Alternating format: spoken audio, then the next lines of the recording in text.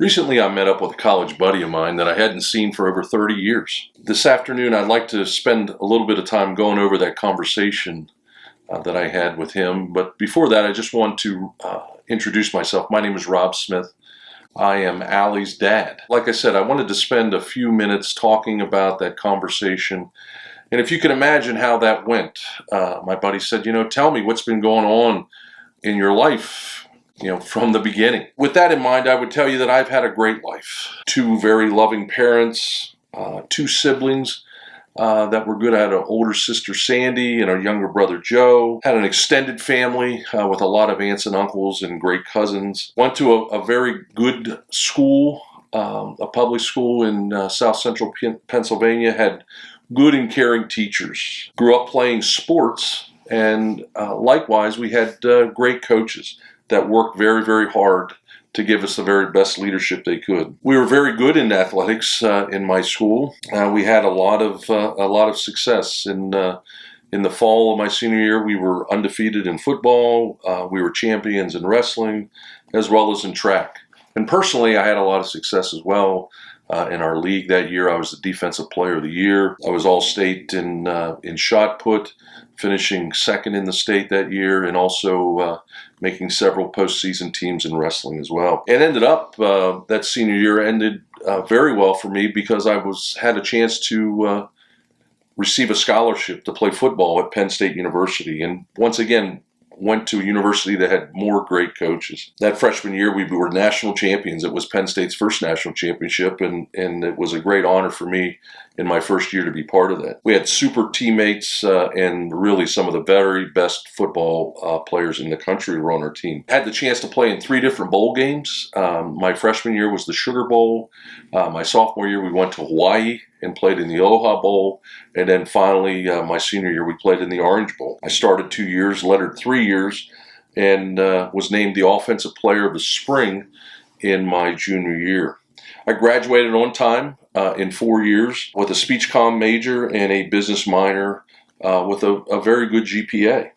Had great friends that I created over that time in college, and they have become friends for life, and obviously a lot of great memories. College career ended with me making a decision to not pursue a career in the professional ranks because I got a good job. Went into the solid waste industry at that point, and I also married my college sweetheart, Mary Ann. 1 year after marriage, purchased a home in Pittsburgh, and about that time I converted from Lutheran to being Catholic through the RCIA program. I've had 4 great jobs over my career and feel very blessed. I have 4 lovely kids that have all done very well. 2 of them are married now. And then I have 2 children that are at Franciscan University in Steubenville. We also are very proud to have our first grandchild as well. Over the years of my career, I've been promoted many, many times and given many awards based on recognition. And back in 2009, I started my own company in the solid waste business, and I have 2 great partners that really help me grow the business day to day. Been involved in some activities as we grew our company. I raised over $5 million in equity investment and grew the company from literally zero to last year we did nearly $40 million. And we had over 200 employees and 7 operating locations from Pittsburgh all the way to Cincinnati. My buddy said to me, you've had a super life, my friend. And honestly, I feel that way. I have had a great life. And I said, I've been blessed. But I said, that's only part of the story. I've also had many, many challenges. And as I mentioned, when I grew up in South Central PA, I grew up on a farm, and we were very poor. As an example, going on vacation was not something we ever did. There was really no extra money. We also had animals on our farm, and they required 7-day-a-week care.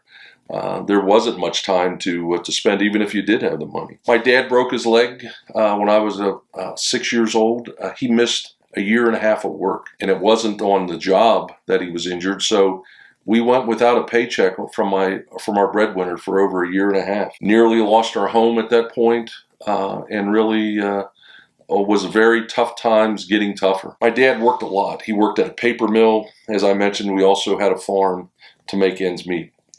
I got to say that I'm also not proud of it, but my relationship with my brother and my sister was one that involved fighting every day.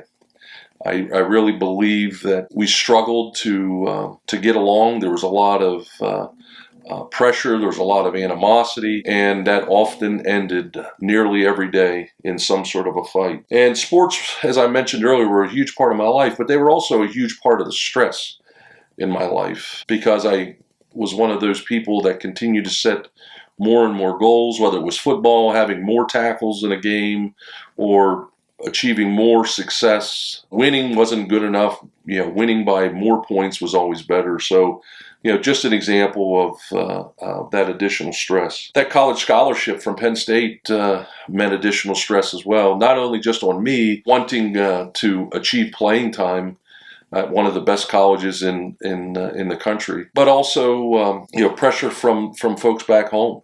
Pressure that I know they didn't want to, but my family and my friends put on me. It kind of got tougher my sophomore year in college. My father died at the age of 49. I was 19 years old. Almost resulted in me leaving to come home. I coped in many respects with the pressure by beginning a bad habit of drinking when I was in college, and drinking to a point of not having control. Just a way to check out, if you will, for several hours. Because back home, my mom was a young person at the time. She was 44 years old.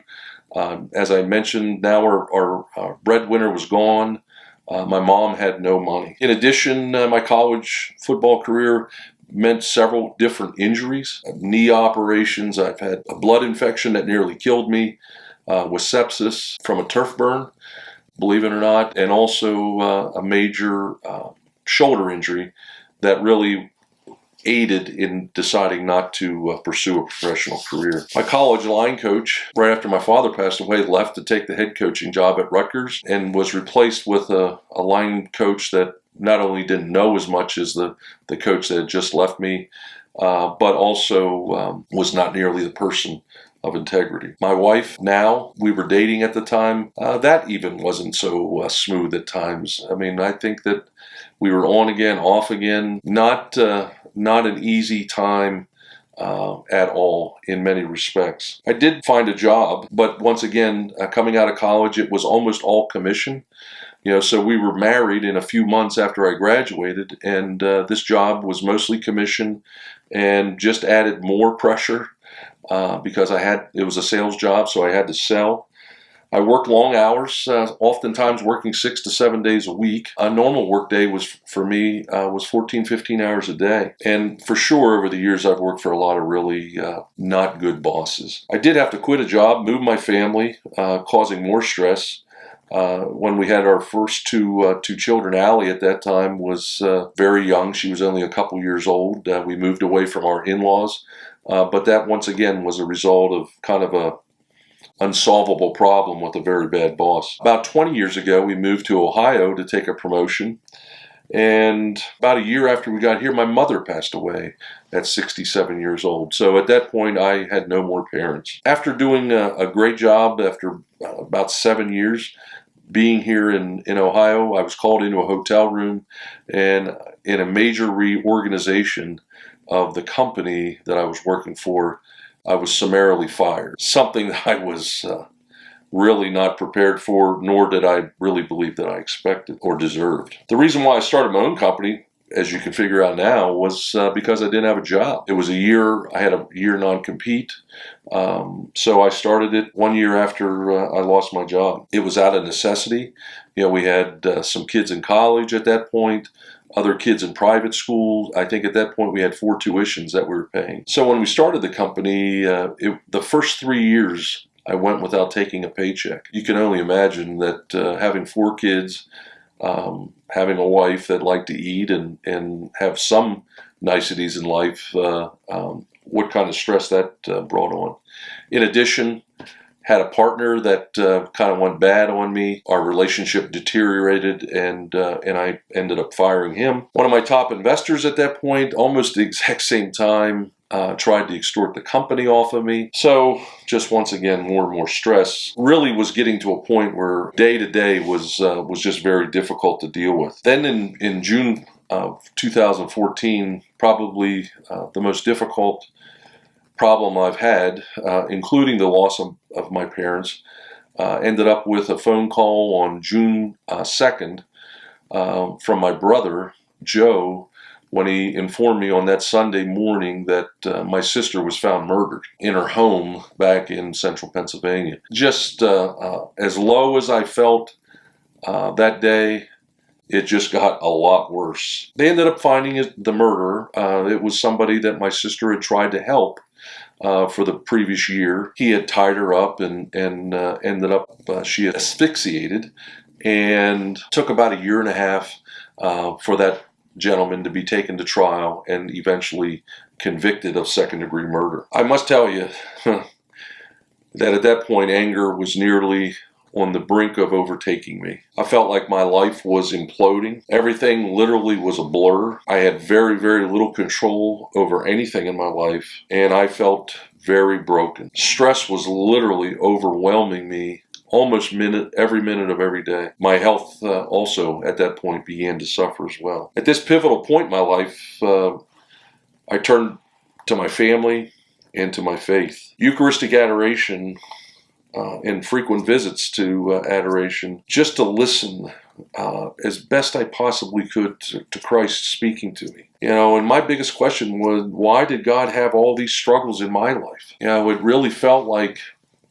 I couldn't catch a break. My mom and dad died way too young. My sister Sandy dying so horrendously and obviously way too soon. Losing my job, and then struggles with a new company. And I had to continue to ask, why does God do bad things? And I really found myself begging for God's mercy to really take this burden from me, to just give me a break. I got to take you back to that conversation, and my buddy stood there with his mouth wide open. And he said, how did you ever pull yourself out of this terrible situation? And I told him, just like I'm telling you, that God gave me his love through my family, great friends, and a great community in our parish. And I really do believe when I say I am blessed, because God gave me peace. Now, life still has great big challenges. There are still huge obstacles that are thrown in front of me, most of them revolving around our company. I got to tell you, I recommend to you